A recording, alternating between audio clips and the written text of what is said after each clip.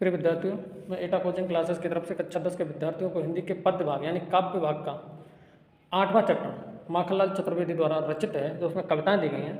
तो माखनलाल चतुर्वेदी का जो एक काव्य संग्रह है युग चरण, इससे 4-5 पंक्तियाँ ली गई हैं पुष्प की अभिलाषा के नाम से, और दूसरा काव्य संग्रह है हिमकिरीटनी, उससे जवानी नाम से कविता ली गई है। तो मैं इन दोनों को, पुष्प की अभिलाषा और जवानी, इन दोनों की व्याख्या बताऊंगा और मैं आशा करता हूं कि आप इसको अच्छे से पढ़ेंगे, अच्छे से समझेंगे। तो चलिए देखते हैं पुष्प की अभिलाषा। चाह नहीं मैं सुरवाला के गहनों में गूंथा जाऊं, चाह नहीं प्रेमी माला में बिंद प्यारी को ललचाऊं, चाह नहीं सम्राटों के सब पर हे हर डाला जाऊं, चाह नहीं देवों के सिर पर चढ़े भाग्य पर इठलाऊं, मुझे तोड़ लेना बनमाली उस पथ में देना तुम्हें मात्र भूमि पर शीश चढ़ाने, जिस पर जावे वीर। अगर हम इसके संदर्भ की बात करें, किसकी बात करें? संदर्भ की। तो संदर्भ में हमें लिखना है कि प्रस्तुत कविता हमारी पाठ्य पुस्तक हिंदी के काव्य खंड में संकलित और माखनलाल चतुर्वेदी द्वारा रचित पुष्प की अभिलाषा नामक शीर्षक से ली गई है। यह कविता चतुर्वेदी के युगचरण नामक काव्य संग्रह में लिखित है। ठीक है, इतना लिखना है। अब चलिए प्रसंग देखते हैं। प्रसंग में क्या लिखना है? प्रसंग में भी 2 लाइनें लिखनी है। प्रसंग में लिखना है कि इन पंक्तियों में कवि ने पुष्प के माध्यम से देश पर बलिदान होने की प्रेरणा दी है। ठीक है, अब चलिए व्याख्या देखते हैं। क्या है अगली? व्याख्या। अब इसकी व्याख्या करेंगे। चाह नहीं मैं सुरबाला के गहनों में गूंथा जाऊं। चाह का मतलब होता है इच्छा, और सुरबाला का मतलब होता है देवबाला यानी देवकन्या। क्या होता है? देव कन्या। ठीक है। चाह नहीं प्रेमी माला में बिंद प्यारी को ललचाऊं। बिंद का मतलब होता है गुथकर। क्या करके? गुथकर। ठीक है, यानी कब अपनी देश प्रेम की भावना को पुष्प की अभिलाषा के रूप में व्यक्त करते हुए कहता है कि मेरी इच्छा किसी देवबाला के आभूषणों में गूंथे जाने की नहीं है, और मेरी इच्छा यह भी नहीं है कि मैं प्रेमियों को प्रसन्न करने के लिए प्रेमी द्वारा बनाई गई माला में पिरोया जाऊं और प्रेमिका के मन को प्रसन्न करूं। ये भी मेरी इच्छा नहीं है। चाह नहीं सम्राटों के सब पर हे हर डाला जाऊं। हे प्रभु, नहीं मेरी यह, न तो मेरी यह इच्छा है कि मैं बड़े बड़े राजाओं की सभाओं पर चढ़कर सम्मान प्राप्त करूं, बड़े बड़े राजाओं की अर्थियों पर भी मैं न डाला जाऊं। चाह नहीं देवों के सिर पर चढ़े भाग्य को इठलाऊं। इठलाऊं का मतलब इतराना। क्या होता है? इतराना, प्रसन्न होना। और मेरी यह भी कामना नहीं है कि मैं देवताओं के सिर पर चढ़कर अपने भाग्य का अभिमान करूं। मतलब कहने का मतलब यह है कि इस प्रकार से किसी भी सम्मान को पुष्प अपने लिए निरर्थक बता रहा है, यानी ये सब सम्मान मेरे लिए निरर्थक है। मुझे तोड़ लेना बनमाली उस पथ में देना तुम्हें। यानी पुष्प उपवन के माली से प्रार्थना करता है कि हे माली, तुम मुझे तोड़कर उस मार्ग में डाल देना जिस मार्ग से होकर मात्र भूमि पर शीश चढ़ा मैं, जिस पर जावे वीर। उस मार्ग में डाल देना जिस मार्ग से होकर अनेक राष्ट्र भक्त वीर मातृभूमि पर अपने प्राणों को बलिदान करने के लिए जा रहे हैं। फूल उन वीरों की चरण रज स्पर्श पाकर भी अपने को धन्य मानेगा, क्योंकि उनके चरणों पर चढ़ना ही देश के बलिदान के लिए एक सच्ची श्रद्धांजलि है। ठीक है, ये तो थी इनकी व्याख्या। अगर हम काव्यगत सौंदर्य की बात करें, तो अगर हम भाषा की बात करें तो भाषा है खड़ी बोली। कौन सी है? खड़ी बोली। ठीक है। अगर हम रस की बात करें तो रस इसमें वीर रस है, वीर रस। अगर हम शैली की बात करें तो इसमें भावात्मक शैली है, भावात्मक। ठीक। अगर हम इसमें अलंकार की बात करें तो इसमें जहाँ था अनुप्रास अलंकार की छटा दिखाई देती है, अनुप्रास अलंकार। ठीक है, इसके साथ आगे देखते हैं। अगली ये पंक्तियाँ माखनलाल चतुर्वेदी ने जवानी नामक कविता से ली हैं। कहाँ से ली हैं? जवानी। जवानी जो इनकी हिमकिरीटनी नाम का एक काव्य संग्रह है उसमें लिखी हुई है कविता, वहाँ से ली है। ठीक है, चलिए देखते हैं। प्राण अंतर में लिए पागल जवानी, कौन कहता है कि तू विधवा हुई हो आज पानी। चल रही घड़ियाँ चले नभ के सितारे, चल रही नदियाँ चले हिमखंड प्यारे, चल रही सांस फिर तो ठहर जाए, 2 सदी पीछे तेरी लहर जाए। पहन ले नरमुंड माला, उठ स्वमुंड सुमेर कर ले, भूमि सा तू पहनवाना आज धानी, प्राण तेरे साथ उठ रही जवानी। अगर हम इसके संदर्भ लिखें, क्या लिखें? संदर्भ। तो संदर्भ में हमें लिखना पड़ेगा कि प्रस्तुत पद्यांश हमारी पाठ्य पुस्तक हिंदी के काव्य खंड में संकलित और माखनलाल चतुर्वेदी द्वारा रचित जवानी कविता से ली गई है। और यह कविता चतुर्वेदी द्वारा रचित हिमकीर्तनी नाम के खंड काव्य में संकलित है। ठीक है। अब अगर हम इसके प्रसंग की बात करें, किसके प्रसंग, तो प्रसंग में लिखना है कि इस पद में यानी इन लाइनों में देश की युवा शक्ति में उत्साह का संचार करते हुए उसे देश के उत्थान के कारणों में प्रवृत्त होने का आह्वान किया गया है। और कब युवाओं को संबोधित करते हुए कहता है, क्या कहता है, ये व्याख्या में देखते हैं। व्याख्या क्या है? व्याख्या में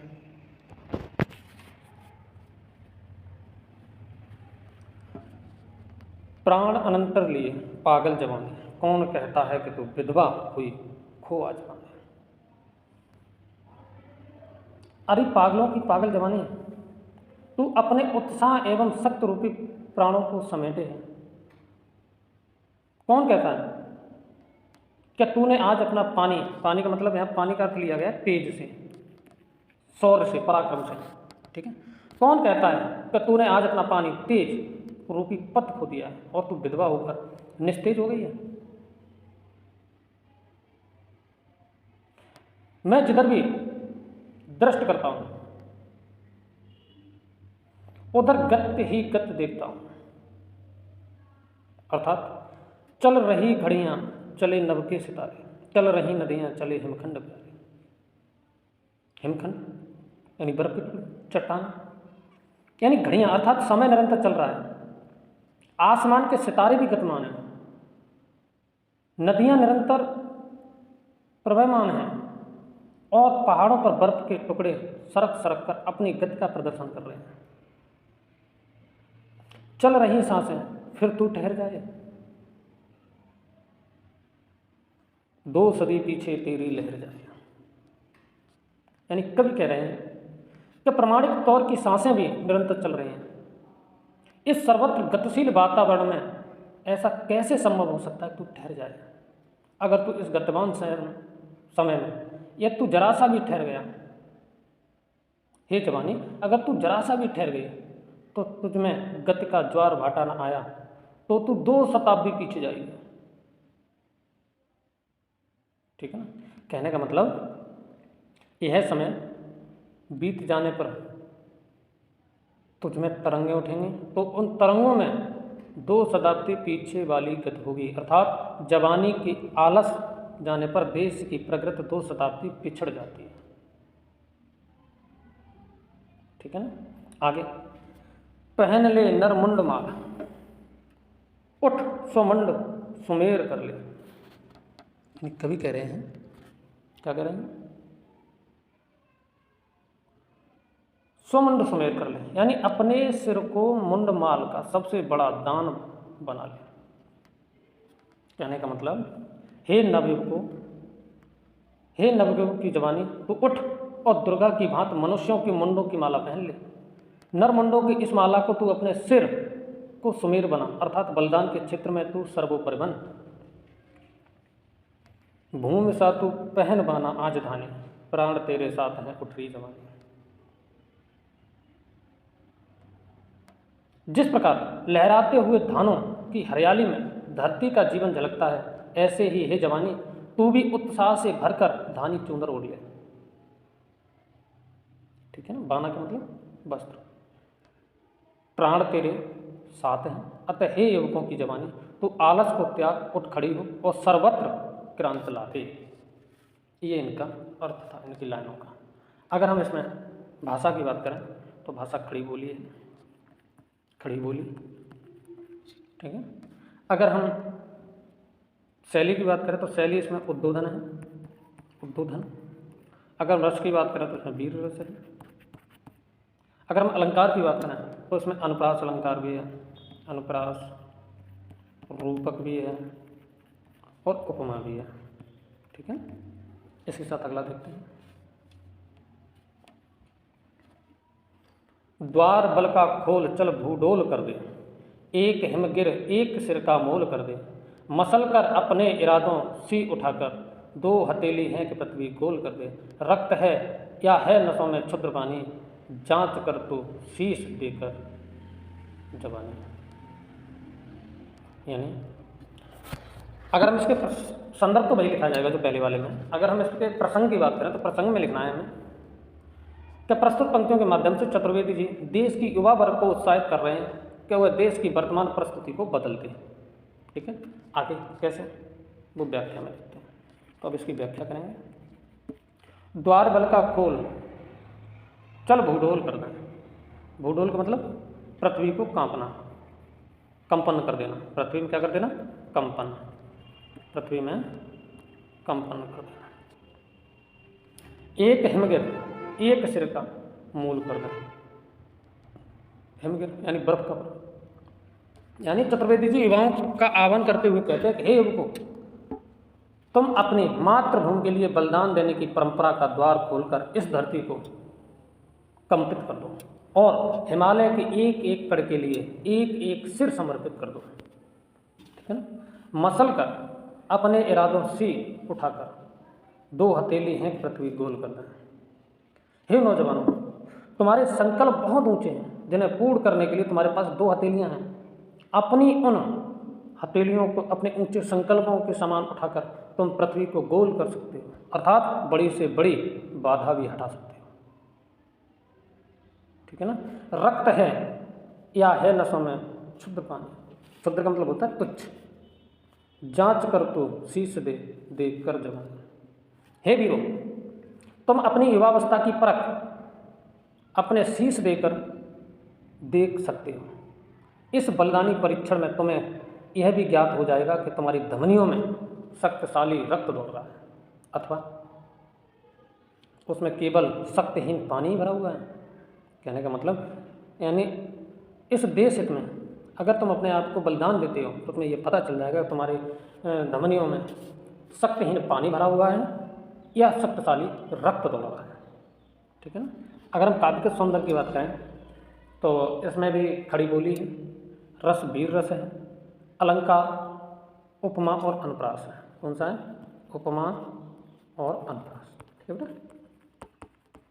आगे देखते हैं, अगला है वह कली के गर्भ से फल रूप में अरमान आया, देखो तो मीठा इरादा किस तरह सिरतान आया। डालियों ने घूम रुख लटका दिया फल देख आली, मस्तकों को दे रही संकेत कैसे वृक्ष डाली।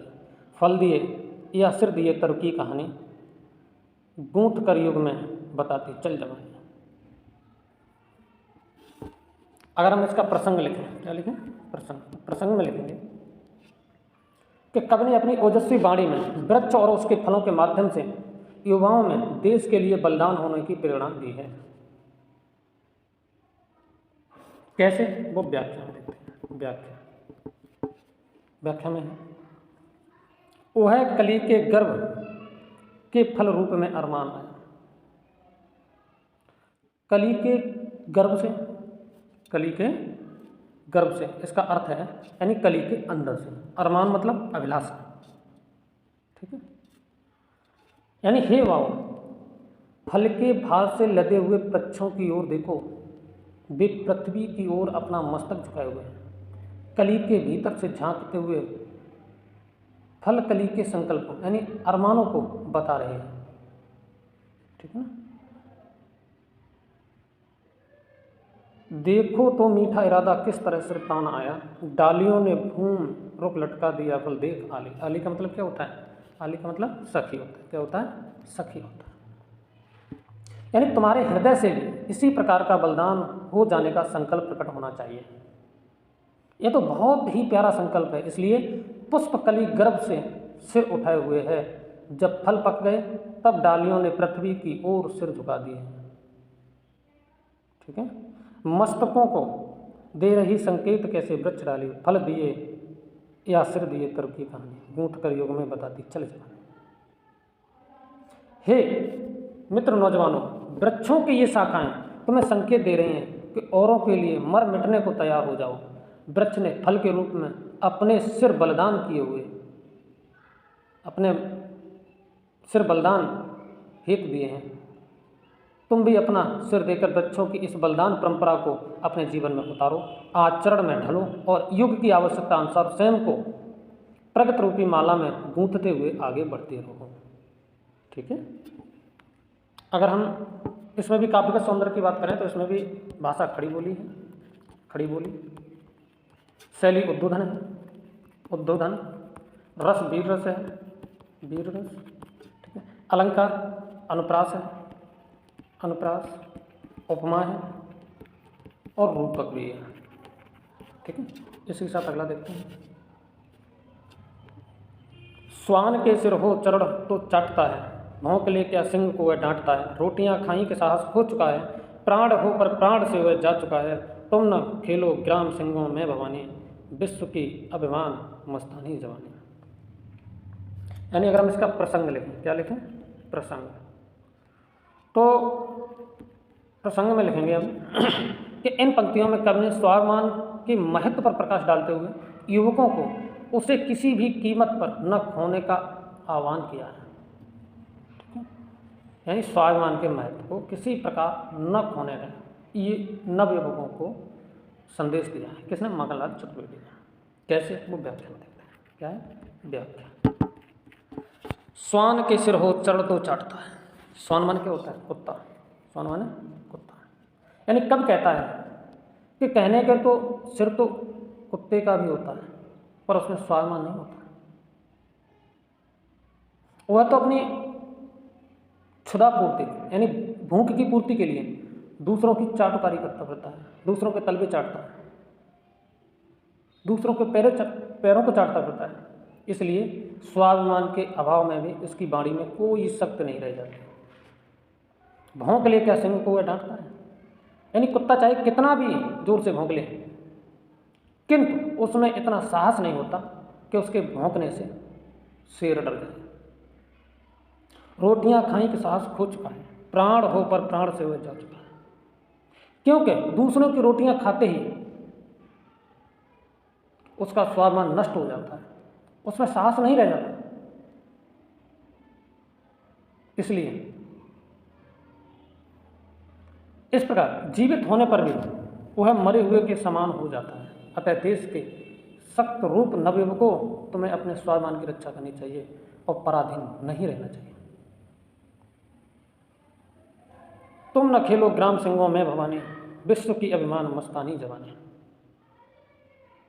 तुम्हें अपनी प्रचंड, भवानी का मतलब क्या होता है? दुर्गा रूपी। भवानी का मतलब दुर्गा रूपी।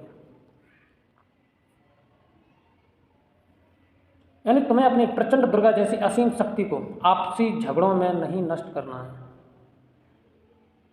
गांव में आपसी झगड़ों में नष्ट नहीं करना है। विश्व की अभिमान मस्तानी जवानी, अपितु उसे देश के दुश्मनों के संहार में लाना है, देश के दुश्मनों को नष्ट करने के काम में लाना है।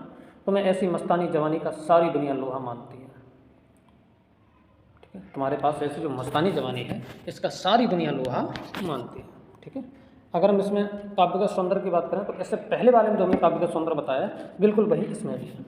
ठीक है। चलिए अगला देखते हैं। ये नमक है तब चढ़ की रेखियां हैं, बल दिशा की अमर देखा देखियां हैं। विश्व पर पद से लिखे कृत लेख हैं ये, धरा तीर्थों की दिशा के मेघ हैं ये।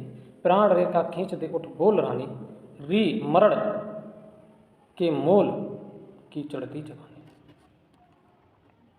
अगर हम इसमें प्रसंग लिखें, क्या लिखें? प्रसंग। तो प्रसंग में लिखेंगे कि इन पंक्तियों में कब नवयुवकों को अपने महान और बलिदानी पूर्वजों के बनाए और दिखाए मार्ग पर चलने की प्रेरणा प्रदान करता है। ठीक है ना। अगर हम इसकी व्याख्या लिखें, क्या लिखें? व्याख्या। तो व्याख्या में लिखेंगे कि ये न मग हैं तब चरण की रेखियां हैं। मग का मतलब मार्ग और रेखियां का मतलब रेखाएं। ठीक है। बल दिशा की अमर देखा देखी, बल दिशा यानी बलिदान की दिशा। किसकी दिशा? बलिदान की दिशा। यानी मेरे देश के नवयुवकों, जिस मार्ग पर तुम चलते हो वह कोई साधारण मार्ग नहीं है, अपितु तुम्हारे पूर्वजों द्वारा चरणों की रेखाओं से निर्मित आदर्श मार्ग हैं, जिन आदर्शों के आधार पर हम अपने जीवन का निर्माण करते हैं। और वे सभी आदर्श तुम्हारे सदृश युवा पुरुषों द्वारा निर्मित हैं। यह मार्ग बलिदान का आदर्श मार्ग है, जिसको देखकर युगों युगों तक लोग स्वयं ही बलिदान के लिए प्रेरित होते होंगे, प्रेरित होते रहेंगे। विश्व पर पद से लिखे कृत लेख हैं ये, धरा तीर्थों की दिशा के मेघ हैं। कृतलेख यानी कर्मों के लेख, कृतलेख का मतलब कर्मों के लेख। कब कहता है कि इन बलिदान पथों का निर्माण उत्साही नवयुवकों ने किया है, कर्मशील युवकों ने अपने सत्कार रूपी पदों से इन विश्व मार्गों का निर्माण किया है। अतः ये कर्मशील युवकों के कर्म के लेख हैं, जो बलिदान के मार्ग पर चलने वाले युवकों का मार्गदर्शन कराते हैं। धरा तीर्थों की दिशा की मेघ है। ये बलिदान के मार्ग संसार के तीर्थों की दिशा बताने वाली कील यानी दिक्सूचक हैं। युवक जिन स्थानों पर अपना बलिदान करते हैं वे स्थान पृथ्वी पर बलिदान के पवित्र तीर्थ स्थल हैं। यानी तब कहता है, हे उत्साहपूर्ण जवानी रूपी रानी, प्राण रेखा खींच दे उठ बोल रानी, री मरड़ की मोल की चढ़ती जवानी। यानी कब कहते हैं, हे उत्साह रूपी जवानी रूपी रानी, हे उत्साहपूर्ण जवानी रूपी रानी, आज तू अपने प्राणों का बलिदान देकर बस विश्व के युवकों के लिए बलिदान की नई रेखा खींच। अर्थात कहने का मतलब यह है कि एक नया प्रतिमान बना दे। हे युवकों, तुम उठो और संसार को बता दो कि जवानी की महत्ता देश के लिए मर मिटने में ही होती है। ठीक है। अगर हम इसमें भाषा की बात करें तो इसमें खड़ी बोली है। कौन सी बोली है? खड़ी बोली। सब में खड़ी बोली है ज़्यादातर। शैली की बात करें तो प्रतीकात्मक शैली है, प्रतीकात्मक। रस की बात करें तो इसमें वीर रस है। अलंकार की बात करें तो रूपक और अनुप्रास है, रूपक और अनुप्रास अलंकार है। ठीक है। इसके साथ अगला देखते हैं। टूटता जुड़ता समय भूगोल आया, गोद में मणियां समेत खगोल आया, क्या जले बारूद हिम के प्राण पाए, क्या मिला जो प्रलय के सपने में आए। धरा यह तरबूज है दो फांक कर दे, चढ़ा दे स्वतंत्र प्रभ पर अमर पानी, विश्व माने तू जवानी है जवानी। कितनी अच्छी है। अगर हम इसका प्रसंग लिखेंगे तो प्रसंग में लिखेंगे कि कब ने युवकों को देश के गौरव की रक्षा के लिए, देश में क्रांतिकारी परिवर्तन लाने के लिए उन्हें प्रेरित और प्रोत्साहित किया है। ठीक है। अगर हम व्याख्या की बात करें, किसकी बात करें? व्याख्या। तो व्याख्या लिखेंगे, टूटता जुड़ता समय भूगोल आया। भूगोल का मतलब भूमंडल, भूगोल का मतलब क्या है? भूमंडल। गोद में मणियां समेटे खगोल आया। खगोल का मतलब आकाशमंडल, खगोल का मतलब आकाशमंडल। मणियां का मतलब ग्रह नक्षत्र, मणियां मतलब ग्रह नक्षत्र। यानी चतुर्वेदी जी कहते हैं कि हे युवकों, समय का भूगोल हमेशा एक जैसा नहीं रहा है। तुमने जब जब क्रांति की है तब तब यह टूटा है और जुड़ा है, अर्थात नए नए राष्ट्र बने हैं। तुम्हारी क्रांति का सत्कार करने के लिए ही ब्रह्मांड अनेक रंग बिरंगे तारा रूपी मणियों को अपनी गोद में लेकर प्रकट हुआ है। अतः तुम्हारा स्वभाव इतना ओजस्वी होना चाहिए जिससे विश्व का मानचित्र और इतिहास बदला जा सके। क्या जले बारूद हिम के प्राण पाए। हे युवकों, तुम्हें चाहिए कि तुम अपने जीवन की जगमगाहट से देश के गौरव को प्रकाशित करो, किंतु जिसके हृदय बर्फ की तरह ठंडे पड़ गए वे उसी प्रकार क्रांत नहीं कर सकते जिस प्रकार कि ठंडा बारूद नहीं जल सकता। धरा या तरबूज है दो फांक कर दे। ठीक है। हे युवकों, यह प्रलय की भांति पराधीनता और अन्याय के प्रति क्रांत नहीं कर सकते हो तो तुम्हारी जवानी व्यर्थ है। तुम चाहो तो पृथ्वी को भी तरबूज की तरह चीर सकते हो, तरबूज की तरह चीर सकते हो। हे देश के युवकों, हे देश के युवकों की जवानी, चढ़ा दे स्वतंत्र प्रभु की अमर पानी, प्रभु पर अमर पानी, विश्व माने तू जवानी है जवानी। हे देश के युवकों की जवानी, स्वतंत्र प्रभु का मतलब होता है स्वतंत्रता रूपी ईश्वर। इसका अर्थ क्या है? स्वतंत्रता रूपी ईश्वर, यानी युवकों की जवानी। तो यदि देश की आज़ादी के लिए अपना रक्त रूपी अमर पानी दे दे तो तू अमर हो जाएगी और संसार में तेरा उदाहरण देकर तुझे सहारा जाएगा, यानी याद रखा जाएगा। ठीक है ना। अगर हम इसके काव्य के सुंदर की बात करें तो बिल्कुल काव्य का सुंदर वही है जो हमने इससे पहले वाले पढ़ा। ठीक है ना। यानी बोली खड़ी बोली है, रस वीर रस है, शैली उद्बोधनात्मक है, ठीक, अलंकार अनुप्रास है, उपमा है, रूपक है। अगला देखते हैं। लाल चेहरा है नहीं पर लाल किसके, लाल खून नहीं अरे कंकाल किसके, प्रेरणा सोई आटा दाल किसके, सिर न चढ़ पाया छापा माल किसके, वेद की बाणी हो, वेद की बाणी हो आकाशवाणी, धूल है जम नहीं पाई जवानी। अगर हम इसके प्रसंग की बात करें, किसकी बात करें? प्रसंग की। तो प्रसंग में लिखेंगे प्रस्तुत पद में कवि ने युवकों को प्रेरणा देते हुए उन्हें वीर पुरुष के लक्षण समझाए हैं। कैसे को व्याख्या में देखते हैं। व्याख्या, लाल चेहरा है नहीं पर लाल किसके, लाल का मतलब क्या है? लाल, लाल का मतलब लाल रंग, पुत्र और एक बहुमूल्य मणि। यहाँ लाल के तीन अर्थ हैं। लाल का मतलब लाल रंग, लाल का मतलब पुत्र और लाल का मतलब बहुमूल्य मणि। ठीक है, तीनों का यानी लाल फूल नहीं अरे कंकाल किसके। हे युवकों, यह तुम्हारे खून में लाली नहीं है अथवा तुम्हारा चेहरा ओज गुड़ से लाल नहीं है, अर्थात देश की गौरव की रक्षा के लिए यह तुम्हें बलिदान होने का उत्साह नहीं है, तो तुम्हें भारत माँ का लाल नहीं कहा जा सकता। तुम्हारे रक्त में यदि लालिमा नहीं अर्थात उष्णता रूपी जोश नहीं है तो तुम्हारा अस्त्र पंजर देश के किस काम आएगा।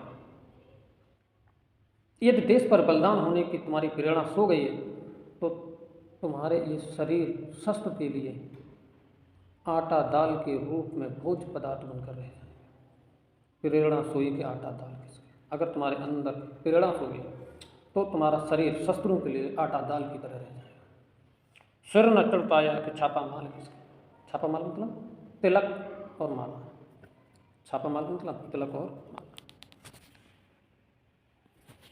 यानी तुम्हारे सिर की शोभा धार्मिक क्रियाकांडों कि छापा तिलक लगाने से या माला धारण करने से नहीं बढ़ेगी वरन देश पर बलिदान होने से बढ़ेगी। तात्पर्य यह है कि वेद की बाणी हो आकाश की बाणी, धूल में धूल है जो जम नहीं पाई। कहने का मतलब जिस कविता युवकों में उत्साह न जगाया जा सके उस कविता भी निरर्थक है, भले ही वह पवित्र वेदों से उद्धृत हो अथवा स्वयं देवताओं के मुख से निकलती आकाशवाणी हो। चलिए लास्ट और अगला देखते हैं। विश्व है अस का नहीं संकल्प का है, यह प्रलय का कौन काया कल्प का है, फूल गिरते सूल सिर ऊंचा लिए हैं, रसों के अभिमान को नीरस किए हैं, खून हो जाए न तेरा देख पाने, मरण का त्योहार जीवन की जवानी। अगर हम इसका प्रसंग लिखें, क्या लिखें? प्रसंग। इन पंक्तियों में युवा शक्ति को क्रांति का अग्रदूत मानते हुए युवकों को आत्म बलिदान की प्रेरणा दी गई है। ठीक है। अगर हम व्याख्या की बात करें, किसकी बात करें? व्याख्या। किसकी बात करें? व्याख्या। तो व्याख्या में लिखेंगे विश्व है अस का नहीं संकल्प का है। अस का मतलब होता है तलवार। क्या होता है? तलवार। यह प्रलय का कोण काया कल्प का है।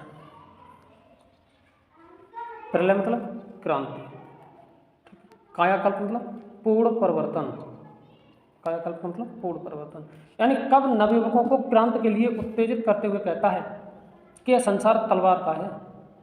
क्या संसार को तलवार की धार या शस्त्र बल से जीता जा सकता है? यह संसार दृढ़ निश्चय वाले व्यक्तियों का है। फूल गिरते सूल सिर ऊंचा लिए हैं, रसों के अभिमान को नीरस किए हैं, सूल का मतलब होता है कांटा। रस का मतलब क्या होता है? सौंदर्य होता है। रस का मतलब क्या होता है? सौंदर्य। ठीक। नीरस का मतलब क्या होता है? यानी रस विहीन, यानी जिसमें रस न हो। ठीक है ना? कहने का मतलब यह है कि जब व्यक्ति के अंदर दृढ़ संकल्पों की कमी आ जाती है तो उनका पतन हो जाता है और वायु के हल्के झोंकों से ही फूल नीचे गिर जाते हैं और उन्हें उनकी सुंदरता नष्ट हो जाती है। लेकिन कांटे आंधी और तूफानों में भी अपने को गर्व से सिर उठाए खड़े रहते हैं। हे युवकों, दृढ़ संकल्प से मर मिटने की भावना उत्पन्न होती है और ऐसे व्यक्ति कभी अपने इरादे से विचलित नहीं होते। अर्थात कांटे फूलों की कोमलता और सरसता से अभिमान को अपनी दृढ़ संकल्प शक्ति से चकनाचूर कर देते हैं। ठीक है। खून हो जाए न तेरा देख पानी, मरण का त्योहार जीवन की जवानी। कब जवानी को संबोधित करते हुए कहते हैं कि हे जवानी, देख तेरी नसों में जो उत्साह रूपी उछड़ता या उत्साह रूपी रक्त, उस उत्साह को नष्ट हो जाने से तेरा रक्त शीतल होकर कहीं पानी के रूप में न बदल जाए, अर्थात तेरा जोश ठंडा न पड़ जाए। जीवन में जवानी उसी का नाम है जो मृत्यु के उत्सव और उल्लास को क्षण समझे। अर्थात जीवन में बलिदान का दिन ही जवानी का सबसे आनंदमय दिन है। ठीक है। ये तो थी इस कविता, जवानी नाम की कविता की पंक्तियों का अर्थ था। तो मैं आशा करूँगा कि आप इसको पढ़कर अच्छे से समझेंगे और ज़्यादा से ज़्यादा लाइक शेयर सब्सक्राइब करो और पढ़ने के बाद कमेंट जरूर किया करो। इसी के साथ जय हिंद, जय भारत।